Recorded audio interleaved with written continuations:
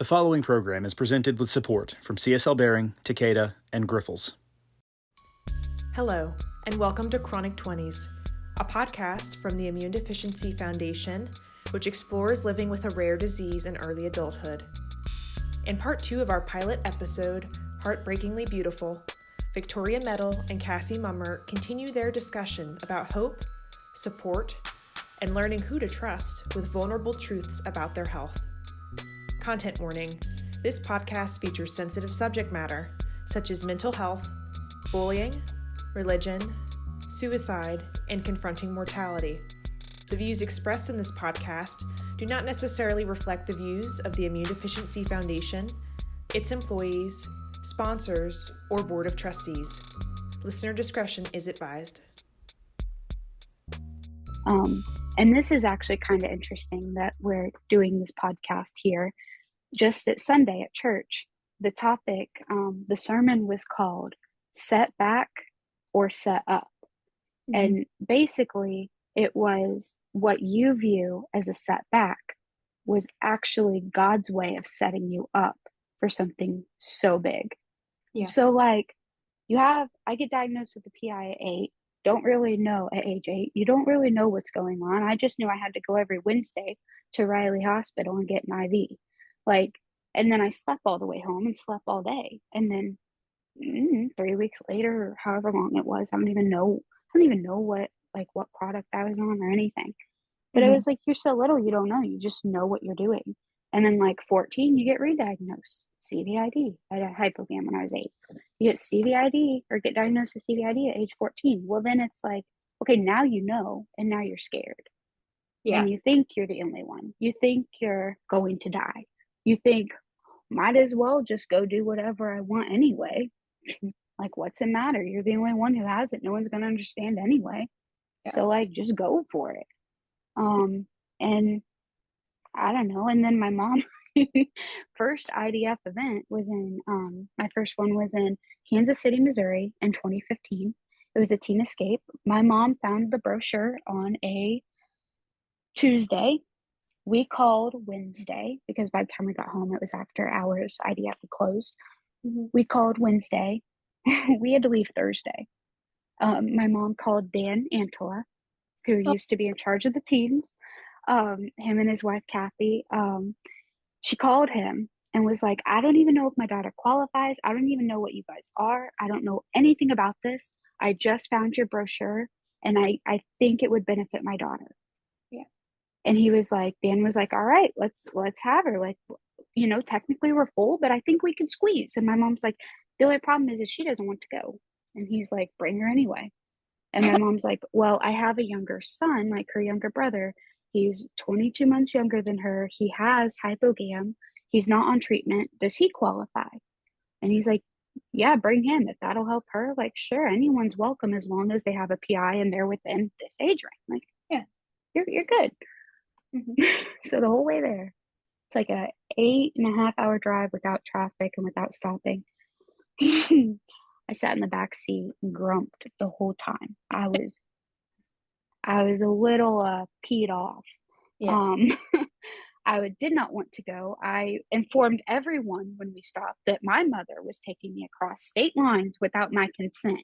And as a 15-year-old teen, as a 15-year-old person, this is child abuse. So my mom, being my mom, I love her. She put up with so much for me. I probably have to apologize for life, but she would tell the people because they're very concerned, obviously, looking around, giving her looks. Legal kidnapping? She's like, no, I promise this is my daughter. She's peed off at me. This is why. This is where we're going. I have the proof. Do not call the cops. And here, all I wanted to do was go back home. I did not care. I did not want to go. She had road games planned, the license plate games and travel bingo. And if you did a sheet, you got a prize. Well, I didn't want any prizes. I wanted to go back home. Yeah. So she gets me there And I'm like, all right, this is fantastic. Which now, every other IDF event I have been to, I know they did this to me on purpose. Every other IDF event I have been to, they split it up by age. Not at this one. Dan knew I was going with my brother, right? Right? Yeah. He splits it up boys and girls. At my first event, I should have known better when the next year when I went to the Teen Escape, they split it up by age. I should have known.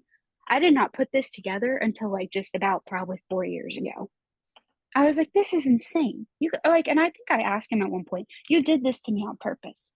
Like, because I would have been in the same age group as Colby, as my brother.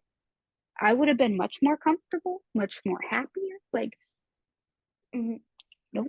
And it's funny because if you ask the people that mentored me back then, they're like, oh, you were Miss Independent because you didn't talk. And you were set in your ways. And I'm like, ooh. Yeah.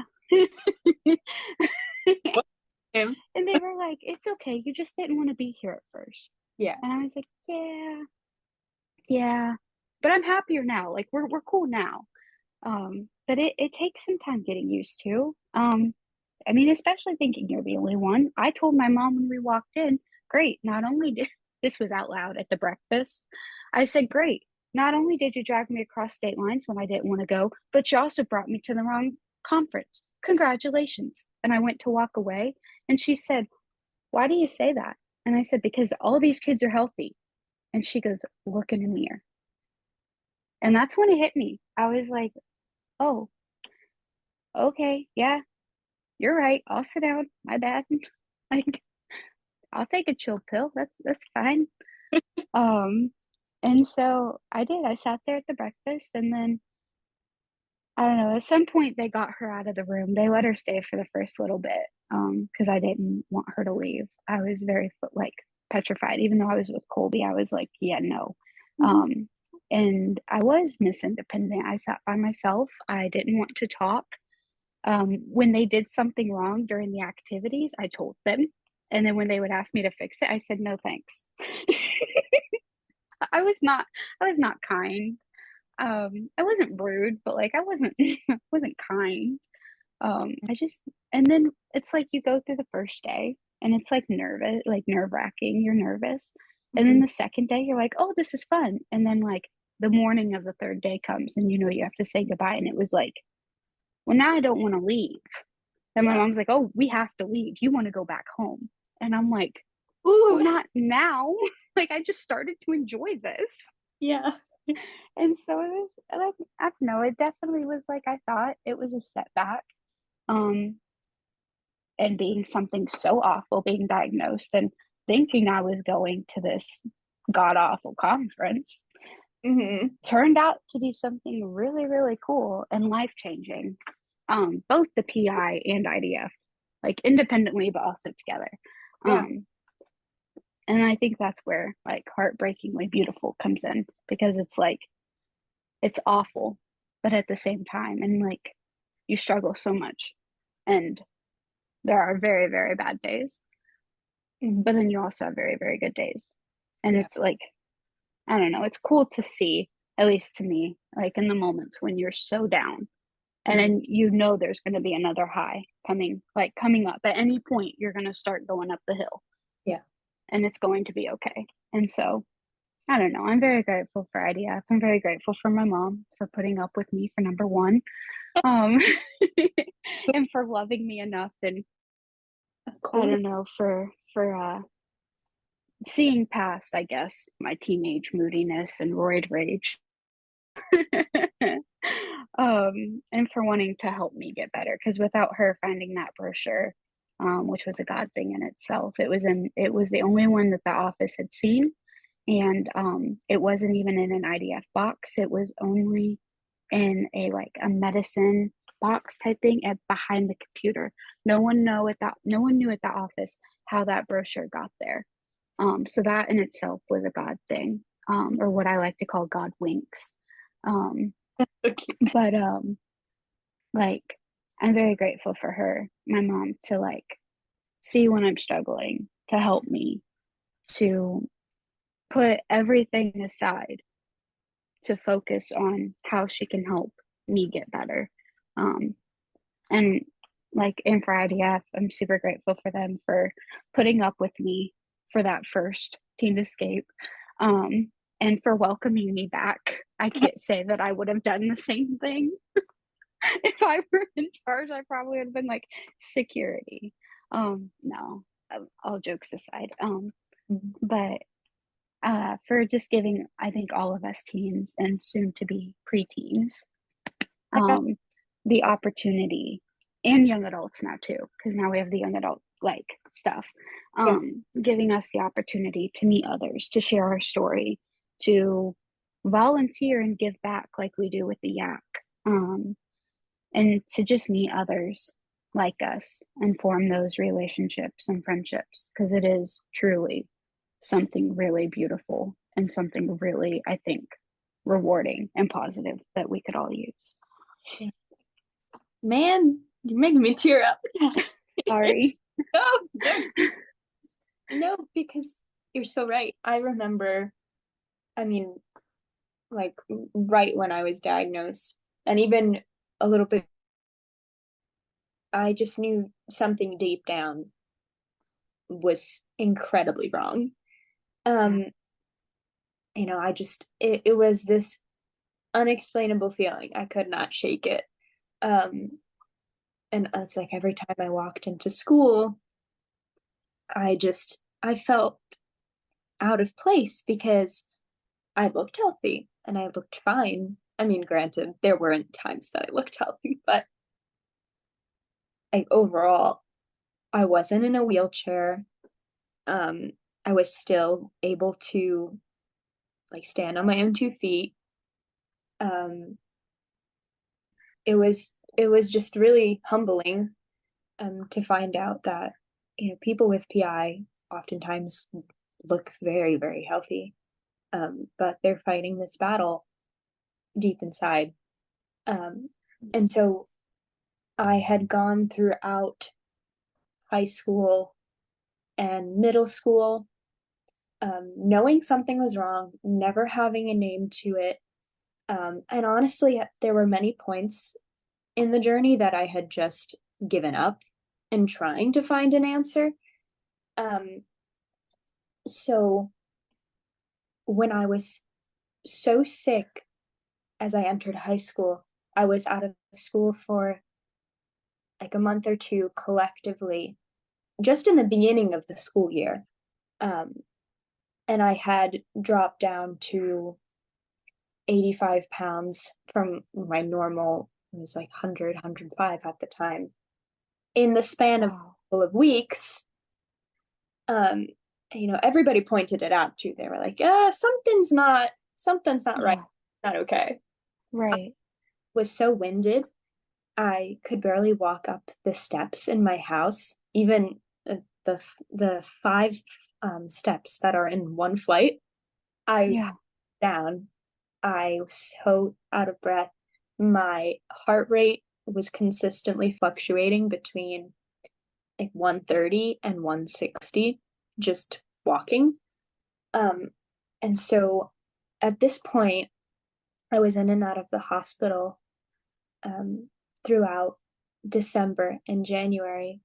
And we had gotten to the point where if something did not change, my doctor said she was going to admit me because she did not want to see me get sepsis, and that is the way that I was going.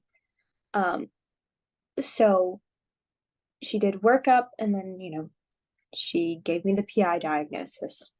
Well, we know where that is now, but she gave me the diagnosis, and I started infusions.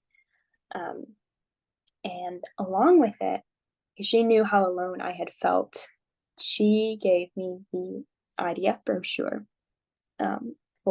They had those like luncheons. I don't know if you remember those. Yes, yeah. The dinners, and there were a bunch in my area. So I was like, you know what? Free food. This sounds great. I'm looking for the food. Right. And then I went, and I actually learned so much about my diagnosis, and it was so liberating to meet other people who had gone through a similar situation. However, I was not ready to meet any like high school aged kids because, oh gosh, I hated high school so much. From the moment I was sick and out of school, as soon as I came back, everyone treated me like a freak. I'd be bullied constantly.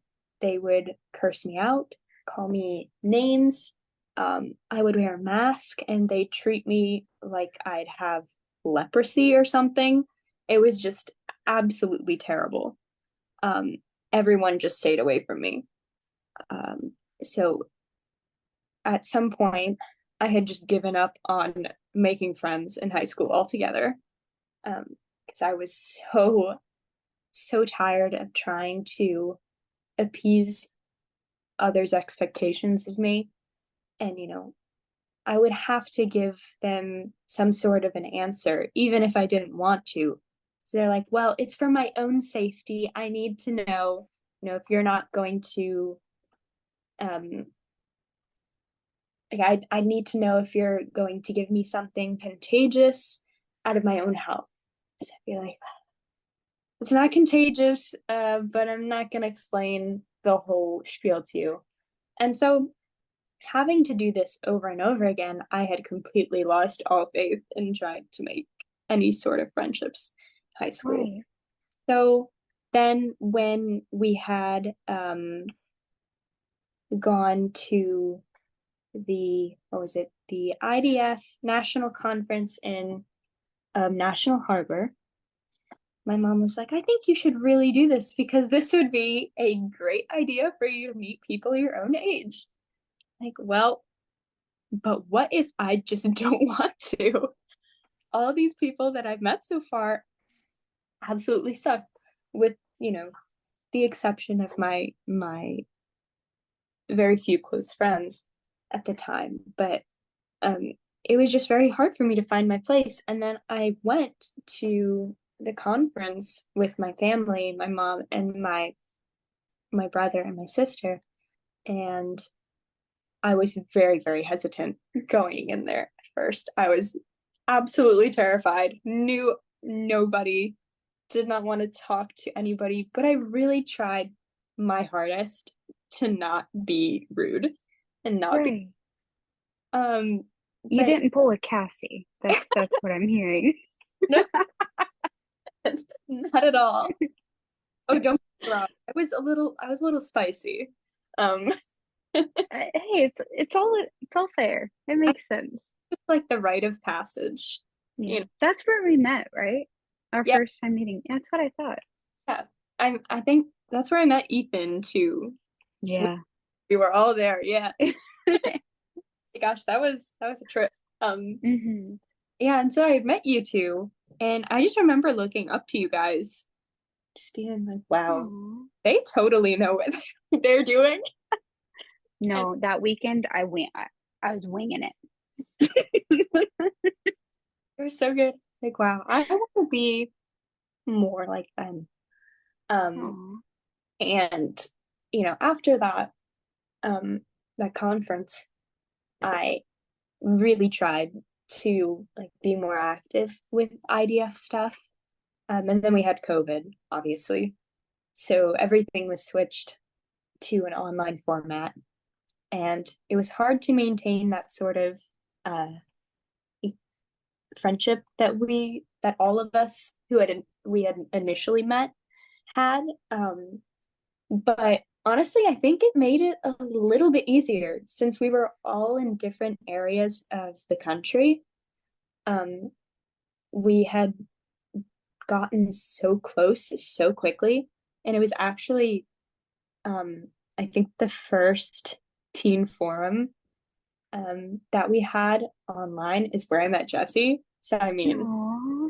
yeah, I mean, we can really owe so much of our relationships and our friendships to IDF.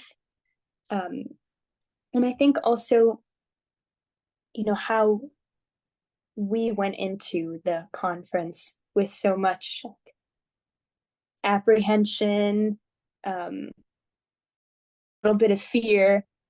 we want others who are also going through that stage to know you're there to support them. And I think that's why we are, not to toot our own horns, but we're pretty great. Toot toot. We try.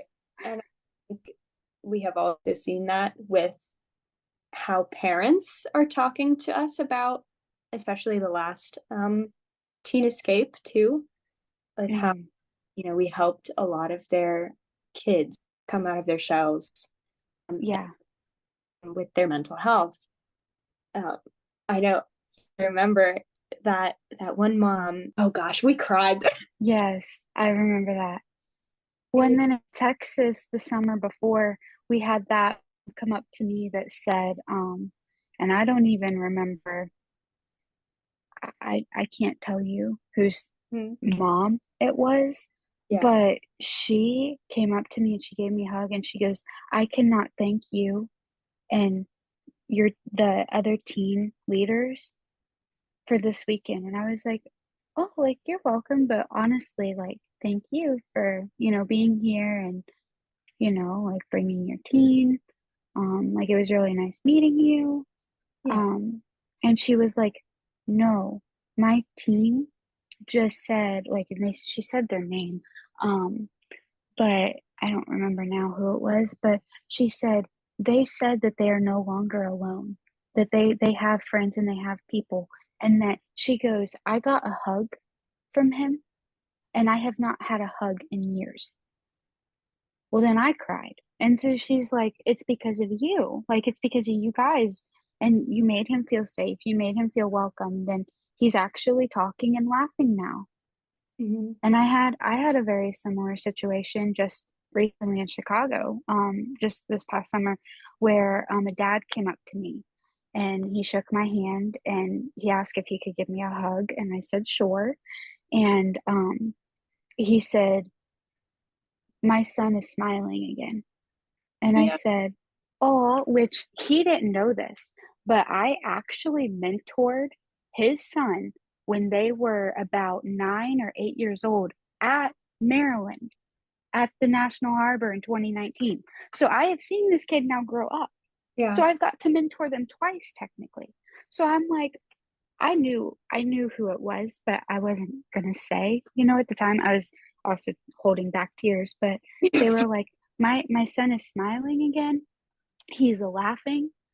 He talked out loud in the group that I sat like at the door and listened in. He has friends and he goes, I cannot thank you enough for being there and like being a positive person for him and for helping him. And I was like, oh, like, you're welcome, but like I really didn't do much. I just listened. Like he's the one that talked. Like I don't know what to say in those moments because it's like I should be thanking you.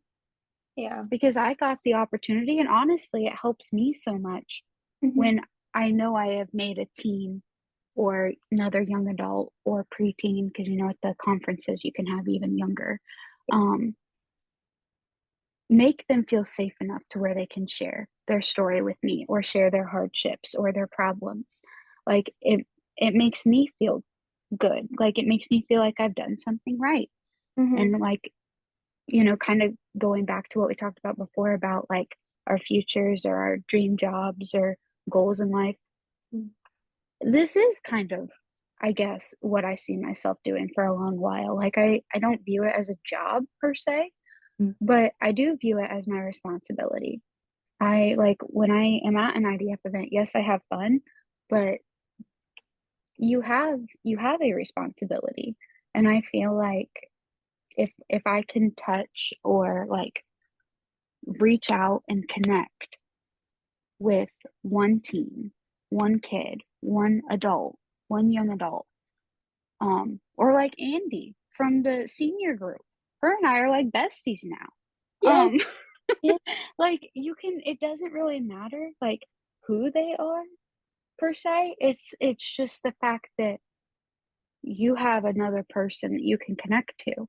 And like that was really eye-opening for me when all these parents were like thanking me, and I'm like, I don't know how to answer. because it's like, I don't feel like I should be being thanked. In a way, I should be thanking them. Yes. So I get what you're saying in a roundabout way, but yeah. No, it's such a surreal experience when we get to do what we do. And the best type of job is one where you feel like you're not doing work at all. Yeah. Oh, 100%. It's truly such an amazing experience. And I am forever indebted to IDF for what the foundation has provided me with. And it was, in Chicago, it was incredibly surreal because obviously we had the documentary come out. Yeah, that was amazing. Oh gosh. it was amazing. And I had people coming up to me, before the documentary even premiered, and then after. And I had many moms and parents come up to me after the fact, saying that one of their daughters is now growing up with a pretty severe PI diagnosis, and they don't know how it's going to affect their future. And by their child is about 5 or 6 years old. So, it's a long road ahead of for them. Yeah. Yeah. But they are filled with so much light and so much like passion for life. And you see that, at such a young age, and she feels like that light is going to burn out because of all of her health issues. But she said, seeing your interviews and hearing you speak made me realize that she's going to be absolutely okay. And if she turns out to be anything like you, I will be so incredibly grateful. And I was like, well, now I'm gonna cry. And I did. Yeah. I cried so much that weekend. But it's, I still can't believe that we are in the position in IDF to be making those sort of connections and being able to share our story. I don't know, it's insane to me still. I can't conceptualize it. But no, it's just, I agree. It's wonderful. The connections we've made with people, the families that we've created throughout the organization.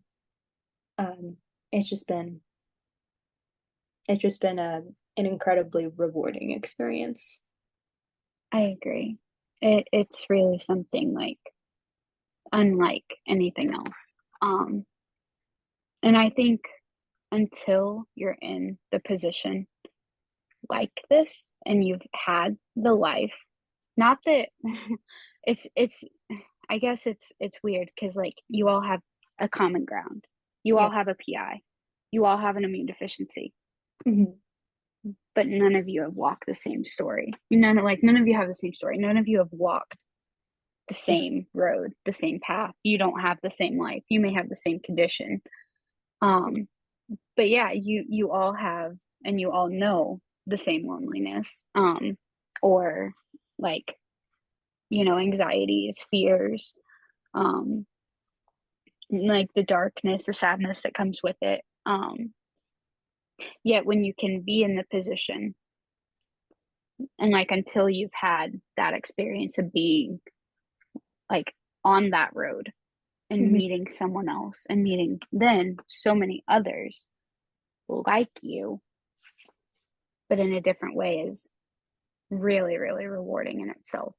And then for getting to be like, for being able to, I should say, and be like being given this opportunity to then work with others and mentor others and talk to others and outreach to others that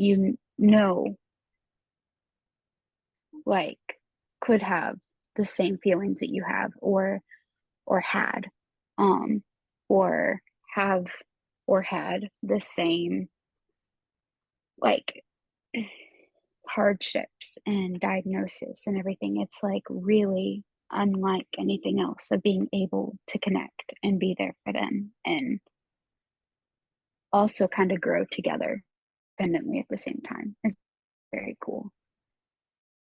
As it is to say, it almost makes you feel like that you don't have a PI at all. Because you're able to connect with all of these people and you're able to help them. And it all of a sudden makes all of the pain that you've endured so worthwhile. And for a moment, you forget that you're actually in pain Yeah. or you have suffered. And I think that's so wonderful. And it's not something that you would expect to happen either. I mean, you're conversing with all these kids and parents who have gone through such hardship, who have, walked the same path with a chronic illness. You'd expect, there to be this looming sense of pity or sorrow. Yeah. But I mean, while we still have feelings of sorrow and loneliness, you have that greater sense of togetherness and community, and belong. It makes you forget anything terrible that you've experienced. Yeah. And I know you being in Chicago, you know this, but for everyone that doesn't or didn't realize, Mhm.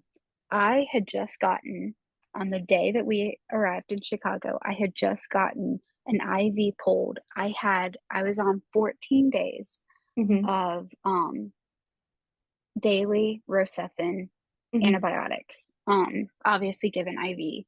And I have PTSD from needle sticks. And Mhm. so you can imagine how awful those 14 days were. But knowing that the day that I got my last IV pulled, um, I was going to go and see what I call my second family, Mhm. was unlike anything else. That's honestly what got me through the 14 days to begin with. I had to go home with the IVs and stuff. Like, I think I only got three different IVs for the whole 14 days, luckily. But it was still very hard. And then when I got to Chicago, I was walking with a walker because I have a lot of, like I said, a lot of like joint pain and chronic pain. And I just got diagnosed with PCOS. And I've gotten a lot of I've gained a lot of weight. Um, and it's not been good overall for my health. And I've gotten a couple other new diagnoses as well that have just been really hard on my body and like in itself. And my body doesn't want to move like it used to. I can barely walk, or could barely walk. And so I was using this walker. And even at home, if I were to walk around the house, I had so much pain from walking from my recliner to the bathroom. I had to take a break. Um, and fun fact, that whole weekend in Chicago that I walk with my walker, and I do not remember being in pain. Now, I know I was in pain, but I Mhm. do not remember feeling it. So when you said when you're with the people and you're like in that moment and it makes everything bad that you're feeling or all the pain, and I think when you said it, you meant like internal pain, Mhm. or is at least how I took it. But I can say, wow, I remember looking back and I think in the moment, I know I had to have had pain because I was a lot of walking every day. Um, I don't remember feeling pain. Yeah. So it is like interesting when you have a positive mindset on how your mind shifts between like good and bad. And when you're in a good moment, I don't think you feel all the bad things, obviously. But when you're in a bad moment, it's like everything is way worse, or you tend to go to worst case scenario. Um, and so I don't know. I just love what you said when you're like, all the pain goes away. And then that made me want to share Yeah. that. So No, I mean, I was also like pumped up with steroids too when I was in Chicago. I mean, because I had like so many flare-ups of the joint pain. And then I was having a lot of gastrointestinal problems too, a lot of vomit. That's the worst. It was just terrible. But I was so right before I went, I was put on a bunch of steroids just so I would be able to get through the weekend. Because I know it was going to be a lot. There would be a lot of socialization, a lot of walking involved. I just needed to be okay. And I remember telling Zach too, I'm like, I am zooming right now. I don't know what's going on. I didn't have a drink. Like, I think that entire first day of the conference, Oh gosh. was like, woo, we're having a great time. And I don't ever remember being in pain. Yeah. Even after like the night was over, and I finished talking to people, and I said goodnight to everybody. I know I did have some rough nights, but I do not remember ever being in any sort of pain. Yeah. Because all I remember is the good stuff. Yeah. It's so strange to look back on it because it feels like honestly not so long ago. Like I know, right? And we've just come such a long way too. But I mean, I'm indebted to you, Cassie, for being second family to me, for IDF, for Jesse, my family, Zach. I mean, Kat. There's a whole like it could just be like miles and miles long of all the thank yous. But I mean, I truly don't think we would be in this position or have the mindset that we do if it weren't for the people we have in our lives and for this amazing organization. So I agree. I agree. And I love what you said earlier. I'm going to backtrack a little bit, but when you were talking about how hard it was for you to make friends, or having a hard time like trusting people and stuff. And I don't know if I've ever like shared this with you fully, but back in like 8th grade, I was bullied pretty bad in school. Also trigger warning of like death threats and self-harm. And so I don't even remember what like started it. But I just remember being like bullied every day, like nitpicky little petty stuff. Like, I don't like your hair, I don't like your clothes, like you're weird. There's a lot of things that I had to quote unquote, I guess, or air quotes, change about myself to fit into whatever they were nitpicking me about. But I could never truly win. Like anything I did, they still picked. They still chose to make fun of. They chose to like ruin. And I just didn't really care, or at least I didn't show that I cared. I cared a lot at home. After I would get home from school. And so that also was a bad time for me, like mentally. But it ended up escalating. I should have done something sooner in hindsight, but like I said earlier, if I had known what I know now, it would have been different. But you can't change the past. So, but I do wish I would have said something to an adult sooner, because it escalated pretty quickly. We were at lunch one day, and I forget. I don't even know what started it. We were sitting there, and the two, quote, air quotes, friends that I was sitting by apparently didn't like something that I said, I think is how it happened. I don't really know what triggered them to do this, but they threatened to corner me in the bathroom and shove Reese cups down my throat. And I am highly allergic to peanut butter. And I used to still carry my medical kit on me, but I used to carry it in a little wristlet.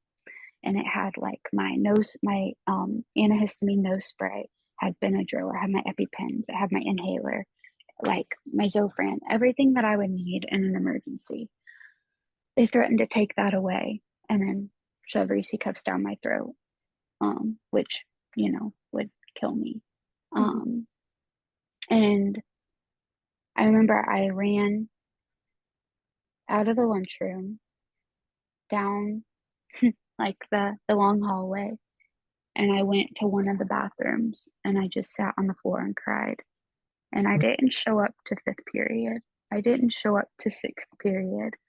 I went to seventh period only because it was on the high school side and my older brother was in high school.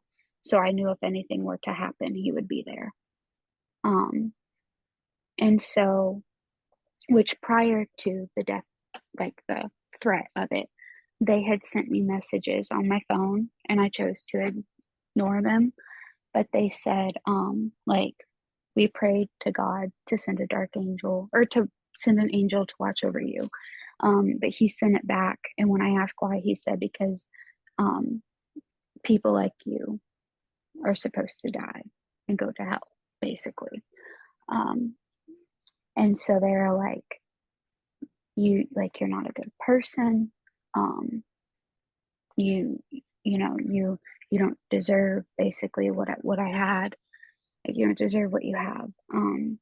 And they they had sent me this other text that said, if you're dumb enough to show up, because that happened on like a Thursday or something, or Wednesday, they text me and said, if you're dumb enough to show up to school tomorrow, like that's when they also reiterated the death threats with the Reese cups. But they had said they had tried to get me to like cut myself, to self-harm in multiple ways.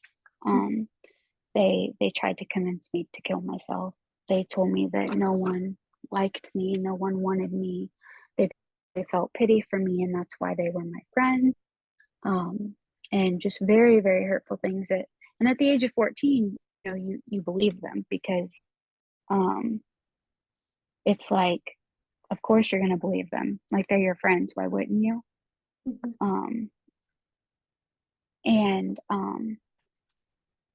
It was hard. And I showed my mom the messages after I had the death threats, because when we got out of school, my older brother obviously walked me out of school. And normally I'm a happy, pretty bubbly person. I just sat there. I didn't sing. I didn't listen to music. I just sat there. When we got home, my mom's like, hey, do you want to help me make dinner? And I was like, no. And it's very weird because I remember this day vividly, but if you ask me to recall back from 8th grade, I remember nothing. But this day I remember like very vividly. And she's like, do you know how we make dinner? And I was like, no. And I remember I went to my room and I shut the door and I sat on the floor and cried. Until my mom made dinner and she went to find me and found me on the floor asleep. But like, you could tell I had been crying and stuff. And so she woke me up, and that is when I showed her my phone. And that is when I told her what happened. And she took me to school the next day. And basically the school said that there was nothing they could do about it because it sounded spiritual, the text about the angel and whatever, which the principal went to a church with us at the time. So no offense. Yeah, take that as you will. And then he said that basically there was nothing he could do because they didn't technically threaten me with a weapon. And what did he want us? What were we expecting of him, to go and through their lunchbox and take out all their peanut butter? He technically can't do that. And so Romeo is barking again.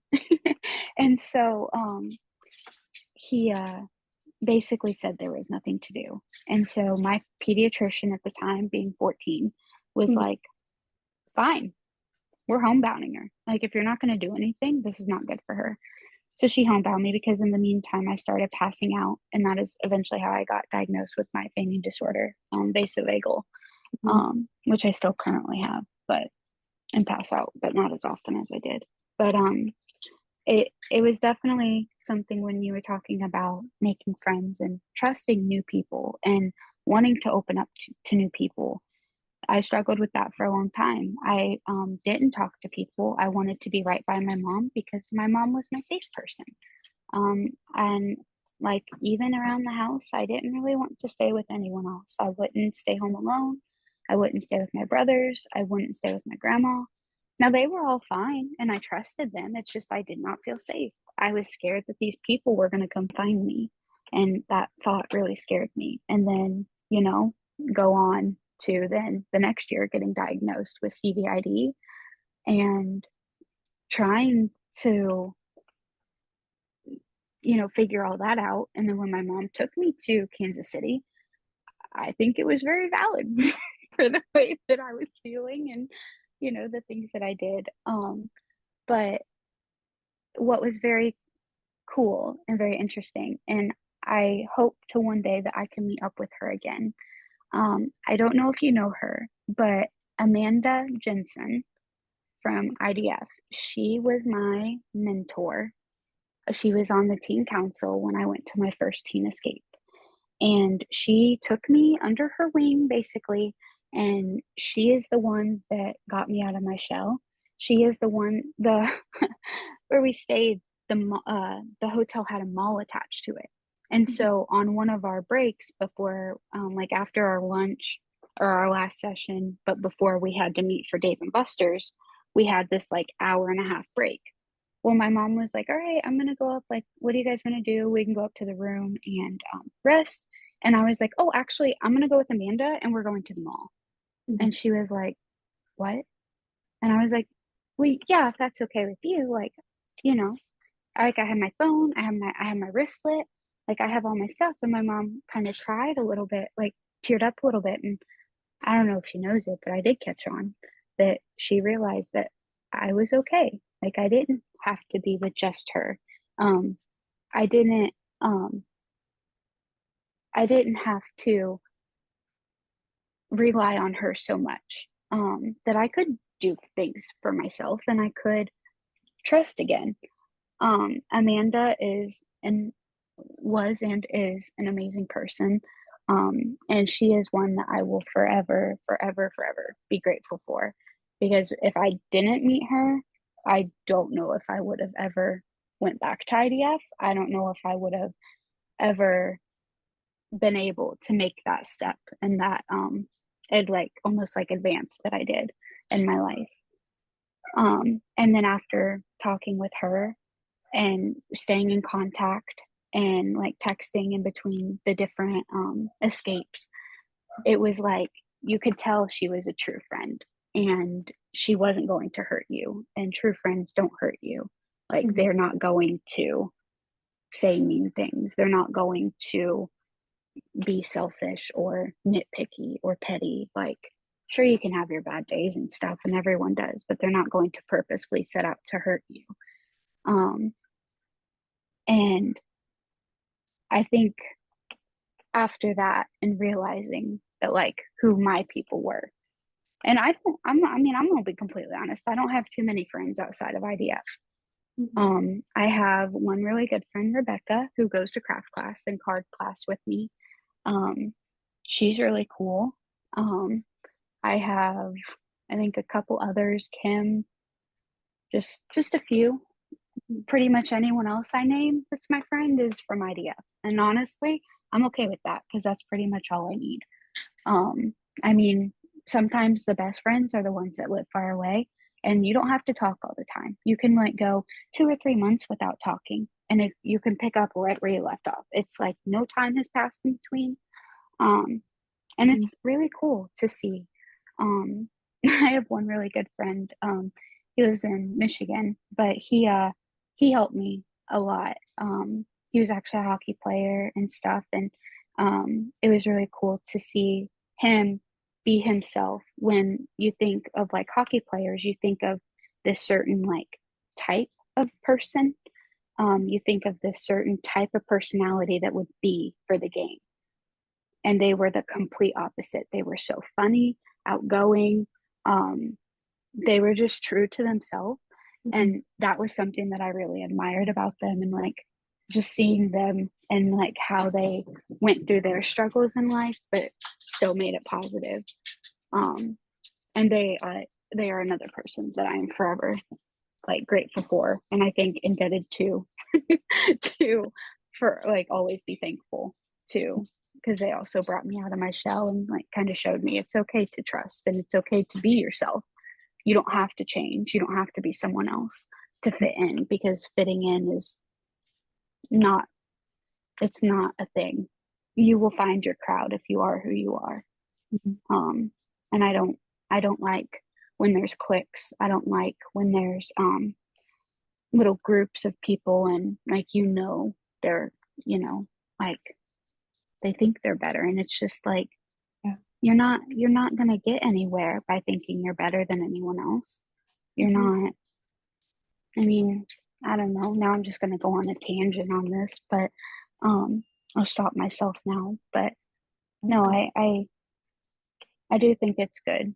I will reinstate.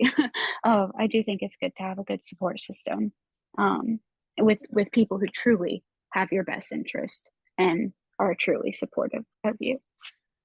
Yeah. No, it was really difficult for me to begin to trust again, and it's so difficult because you've been wrong so many times. So it just it becomes sort of ingrained into your mind that there will be people who come into your life only for them to leave. Mm-hmm. I know that. So this was actually not too long ago. It was just last year. It was right before the Chicago escape. But I had a friend who I had met through school. And so we had gotten pretty close pretty quickly. She was a big like support system for me. However, things started to change like around May of last year when school started to die down and we weren't as busy. It started with this really insignificant argument. So we had planned to go on this trip. It was going to be her and two of my other best friends. We were going to go rent a cabin in New York State, and we were going to stay there for a couple of days. And so we had wanted to get on a call to plan. However, I had fallen ill, and there was a miscommunication in what time we were going to, talk about it. And she just didn't understand that I was not feeling well to talk. But, I was more than happy to do it over text. This spiraled into her not accepting the fact that I did not have a moment to call her about this. Basically, she had blamed me for being sick, not, answering as soon as I could, not responding at the drop of a hat. And it was like, so there were so many expectations that I thought she understood, because I had explained to her so many times what my illness is and what it entails, and that there are some days that I just won't have the mental energy to even pick up my phone. There are some days that I won't be on my phone like at all, and I will just sleep. Right. And that's just very understandable too. Yeah, and that's just what you have to do sometimes to recharge. However, she got really, really angry, and we left off on a very sour note. However, I made the mistake of going on this trip anyways. And while on this trip, she threatened my life. And I, as well as my two best friends, we were away from home. We were 4 hours away from home. We carpooled, so we couldn't go back. unless, it was 12:30 at night at this point. So, and I tried calling my mom, but she has do not disturb. So her thing didn't go through, and it's like, you know what? I'm not gonna bother anybody. It's going to be fine. But her argument with me had made me go through such a visceral physical reaction that the entire trip I was nauseous, I was vomiting, I was fainting, and I felt like a feeling of unease, like a permanent feeling of unease. For sure.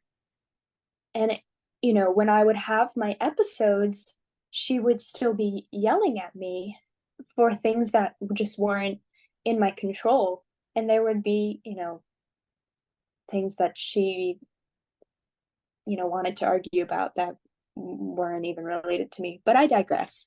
It was a very difficult sort of transition, because I had been so sick, and then it was the next moment she would, raise me up and treat me like, she was going to take care of me, that everything was going to be okay. What do you need? I'm here for you in any way. And then, the next moment she's here cursing me out and threatening my life. And, then it all came down to the fact that she didn't think that I was taking this trip seriously, and that I was using my illness as an excuse to get my way. When, in reality, that's not how we operate. No, When we're not at all. we're not No feeling. no one with a chronic illness fakes being sick. We fake being okay. Yes. So it was a painful couple of days alone with her.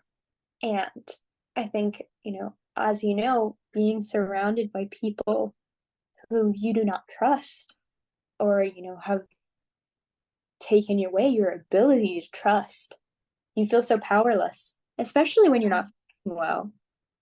Of course. So we went back home safely. And, she had got into arguments with a couple of my friends as well. And I came home, and my grandma asked me, she's like, "Oh, how was your trip?" I was like, Oh "Oh." no. I told her, I'm like, when I got into glorious New Jersey soil, I wanted to get out of the car and kiss the ground. I was not in New York anymore. Oh. So, as soon as you tell your family about what's going on with any of your friendships or relationships, that's it. It's over. There's no coming back from it. So I had, cut ties with her. But it was still this cycle of her trying to get her way, her blaming me for my illness, Right. trying to sort of manipulate her way back into my life and make me feel guilty about her feelings and how Right. my body reacted to all the stress. Yeah, and she's like blaming you for being sick, but like you can't control that. Exactly. That's not your fault. You, just as much as any of the other girls, wanted to enjoy the trip. Like you would have been perfectly fine if that stuff didn't happen. Exactly. Happier, in fact. Like, I'm really sorry that happened to you. That is awful. Sorry that that happened to you as well. It was just, I mean, these experiences are so terrible, and it's like up until that point, you finally think that you have found like a true group of friends, and then they completely blindsided you. So it's like, well, I thought that I was able to trust you in telling you very intimate details of my health and my life. Is this how you really think of me? So then just stopped trying to talk to other people, like Yeah. trying to get close to other people, because it's this it makes you wonder if that's the way that other people really think of you, but they're just hiding it. And so that lack of trust, that those trust issues, they're really very prevalent, Oh, especially exactly. if you have chronic illness. I mean, I mean, it can make you feel like when you do tell someone, like mhm. at that age or your age now, like, does it make you feel like that they're incapable of understanding, or just they just don't want to accept it, or they just truly don't know and they just automatically assume you're in a quote unquote an attention seeker? Yeah, Um, and I know, I mean, I've been called that a lot, and it is by far the truth. Like, it is, or not the truth, I yeah. should say. You know what I meant. I, But like, it's just, it's one of those things where like you do want to just shut down. You don't want to tell people, because when you do tell people, all they do is either get upset if it's plans, or you're making plans, or you're doing something, or you cancel last minute. Well, then you're a flake, because congratulations, like, you couldn't make it. um so it I know I've like had those experiences, and it's just like, I don't know. It's one of those things though where like, also it makes you grateful for the people who do understand, um and like, you know who you can go to. Mhm. But in those moments it's so hard to see that. Exactly. I mean, from that trip, I mean, I have had those two friends since the beginning of high school, so they have really stuck with me throughout all of it. But it really truly tests who the people in your life are, um, Mhm. how they feel about you, and how much they care about your well-being when you're in those situations. So, I agree. I think like how I determine who I can trust now, is based on how you treat me.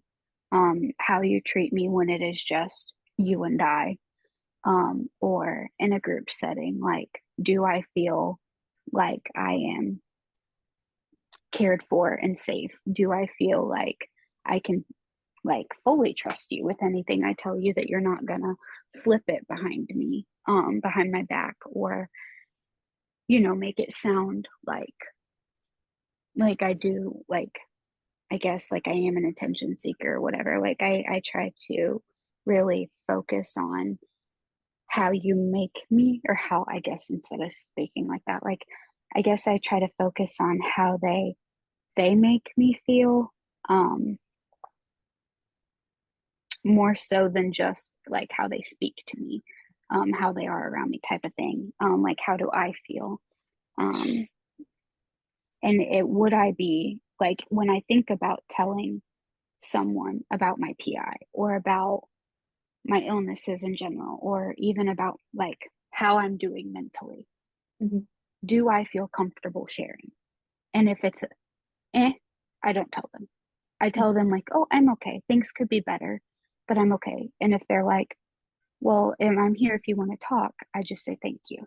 Mhm. Vicky, I know I take you up whenever you're like, well, I'm here if you want to talk. I'm like, oh, good. Um, do I have tea? But no, if I have like a feeling, I'll be like, things could be better. But if I am not comfortable with sharing that to them, I follow my gut, follow my heart, and I pray about it a lot. I'm like, if this is the person I am supposed to trust, like, you know, or sometimes there's been times where I have been out. I was at Goodwill one time. This was a couple years ago. Well, Mhm. before COVID, so more than a couple, like a couple times two. um, I was a good, I had this feeling that I was supposed to go up to this woman and tell her and I was like, there is no way. I was holding a zebra print purse, which we all know what zebras stand for. Like, Or we are zebras, you know. Um, and I was like, this is my purse, it's zebra print. And I was so excited. And I saw this lady to my left, and I had this feeling on my heart, like, God put it there. You need to share your story with the lady.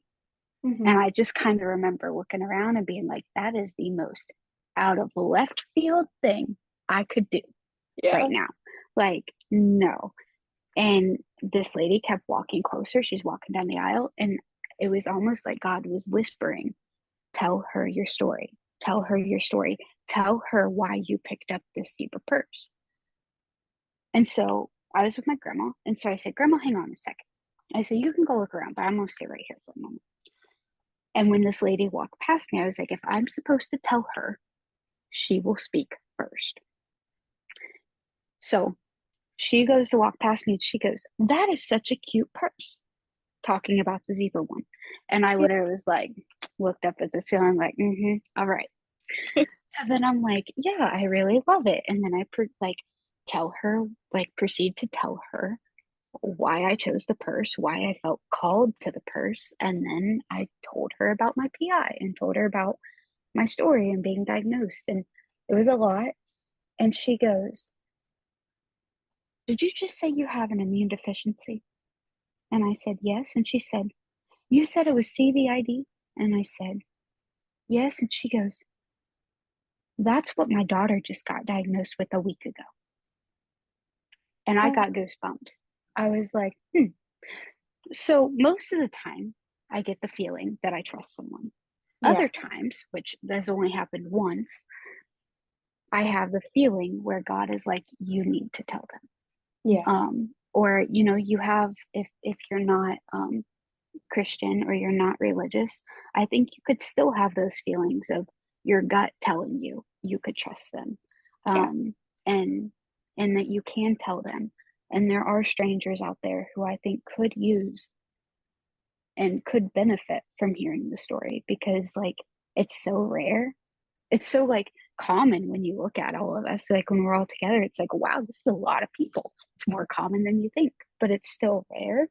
And so it's like, you never know who you can impact or who you could potentially, I guess, help if you were to share your story. So I think it's all about how you feel, um, and about how you feel when you think about telling someone about your illnesses or your mental health, or, you know, just you in general, is how I determine it. Yeah. You bring up really excellent points. And I think that was a beautiful short, I can't speak, beautiful story. Um, I genuinely think that that was a sign from God, because she has probably been dealing with the diagnosis as well as, her daughter, and just Mm-hmm. not knowing who she can go to for support or Yeah. feeling alone. And you probably helped her a tremendous amount that day. Um, Yeah.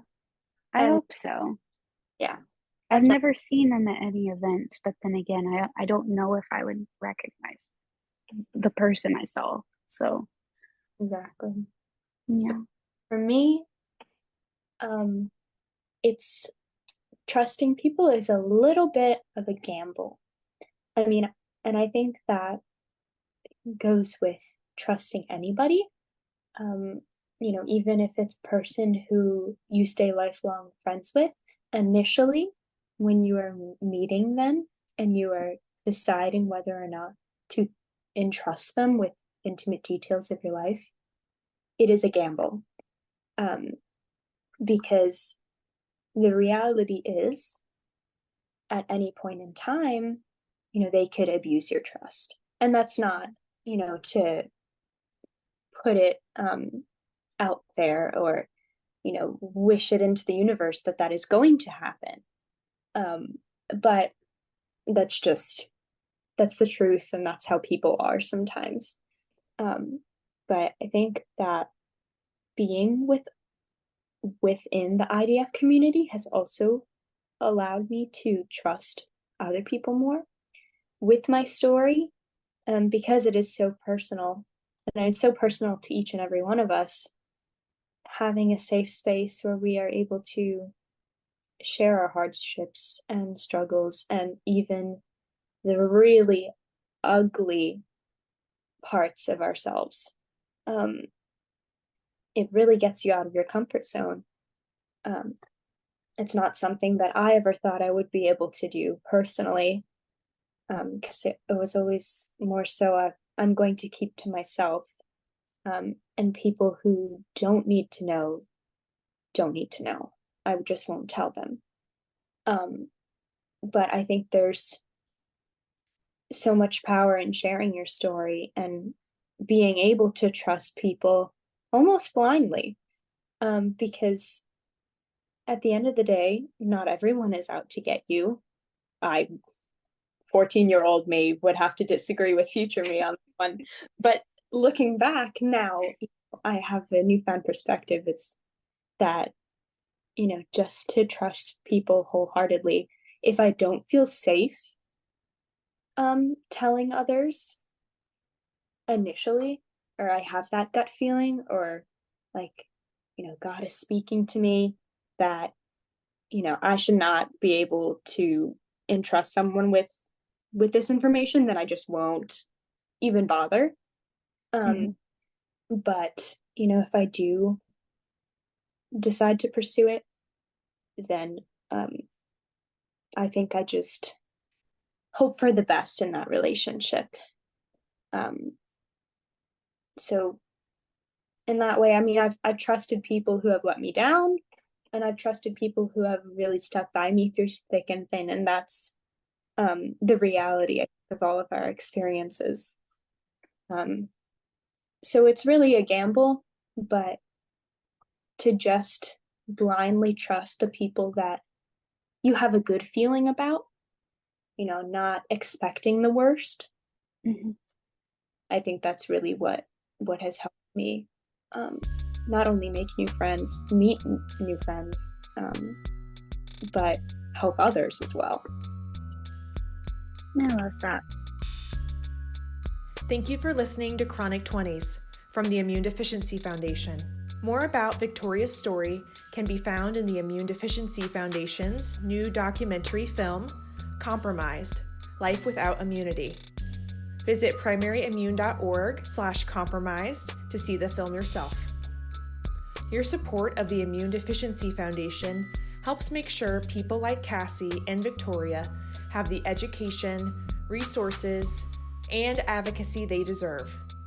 To learn more about the Immune Deficiency Foundation or to get involved, visit primaryimmune.org/donate.